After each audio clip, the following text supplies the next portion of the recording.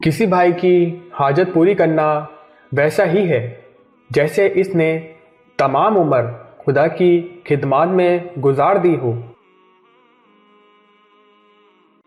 کسی کو سہارا دے کر سواری پر سوار کر دینا اور کسی کا سامان اٹھانے میں مدد کرنا بھی صدقہ ہے۔ عقل مند وہ ہے جو اپنی موت کے لیے عمل کرے اور نفس کی نگرانی کرے۔ تمہارا حقیقی دوست وہ ہے جو تمہیں تمہاری کوتاہیوں سے آگاہ کرے۔ 3 باتوں میں ہمیشہ جلدی کرو: نماز میں جب اس کا وقت ہو جائے، جنازہ جب تیار ہو جائے، اور بیوہ کا نکاح جب کہ اس کا جوڑا مل جائے۔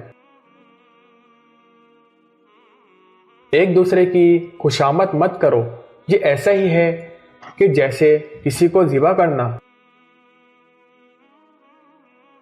اپنے پڑوسی کو ستانے والا دوزخی ہے، اگرچہ وہ تمام رات عبادت کرے اور تمام دن روزے رکھے۔ علم عمل کو آواز دیتا ہے اور اگر وہ جواب نہ دے تو کچھ کر جاتا ہے۔ آپس میں تحائف کا تبادلہ کرو، اس سے محبت بڑھتی ہے۔ اللہ تعالیٰ ظالم کو مہلت دیتا ہے مگر جب گرفت مضبوط کرتا ہے تو پھر نہیں چھوڑتا۔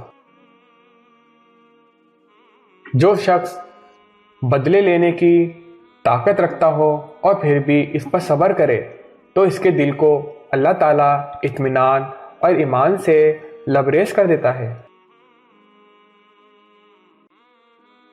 باپ اپنی اولاد کو جو کچھ دیتا ہے ان میں سب سے بہترین اچھی تعلیم اور تربیت ہے۔